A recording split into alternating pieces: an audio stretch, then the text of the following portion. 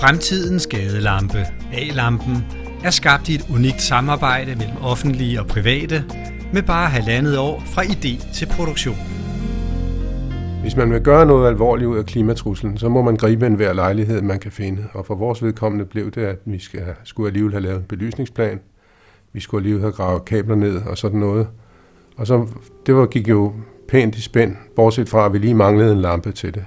Og når den ikke eksisterer, så må man jo udvikle den, og det er det, vi har været med til. Albertslund Kommunes udfordring, det er byens behov for modernisering og renovering. Det er en stor opgave, og i den forbindelse har politikerne vedtaget en meget ambitiøs klimaplan, og et element i den her klimaplan, det er netop udskiftning af vores belysningsanlæg, som er gamle og nedslidte.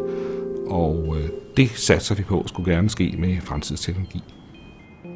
Albertslund Kommune får økonomisk støtte til projektet fra Elforsk og tager kontakt til designeren Mads Odgaard, der har mange års erfaring med udendørslys. Den oprindelige plan med lampen var at kunne bruge sparepærer og LED i samme lampe. Men så løb udviklingen med os, og LED blev så veludviklet, så nu vil vi kun bruge LED i lampen. LED-lys kender vi for eksempel fra moderne cykellygter.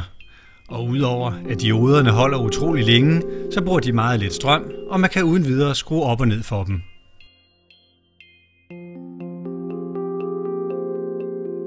Ved at have LED'erne i en krans, kan du tænde og slukke nogle af dem. For eksempel så du ikke lyser ind i en lejlighed, men kun lyser derhen, hvor du skal bruge lyset, og derved spare energi. DTU udviklede en computermodel, der kunne beregne lysmængden og lysfordelingen.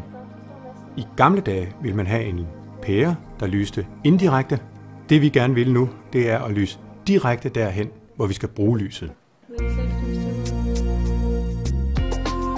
Det er vigtigt, at en lygte giver en fornemmelse af tryghed, og derfor skal man kunne se lygten lyse. Ikke bare ned på jorden, men også lygten i sig selv. Så når du ser en række af dem stå på en sti, eller i et stiforløb, jamen så siger du til dig selv, at jeg har lyst til at gå derhen, jeg tør godt gå videre. Jeg kommer ud til Philips med lampens yderform, og for Philips er udfordringen så at få teknikken lagt ind i, få placeret LED'erne, få lagt en ring, som både er til afblænding og beskyttelse mod hærværk, og så få lukket hele lampen, så der ikke kan komme insekter og skidt ind i den.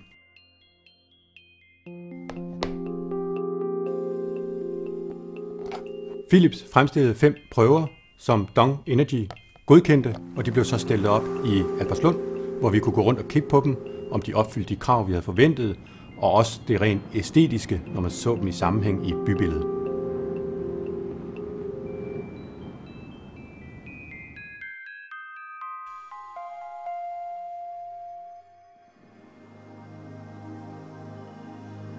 Mod slutningen af processen gennemfører DTU en række lystekniske målinger for at vurdere A-lampens styrker i forhold til farvegengivelse, lysfordeling og lysniveau.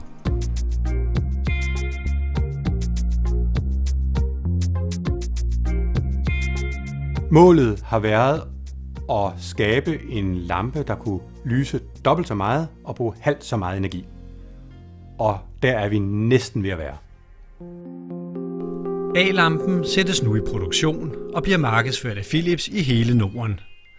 Og erfaringerne fra processen med at skabe den nye lampe vil blive brugt i forbindelse med et nyt spændende projekt, Gate 21. Gate 21 er en ny form for offentligt-privat samarbejde, hvor en række kommuner, private virksomheder og forskningsinstitutioner går sammen om fælles projekter, hvor man udvikler, afprøver og laver innovation inden for grøn teknologi.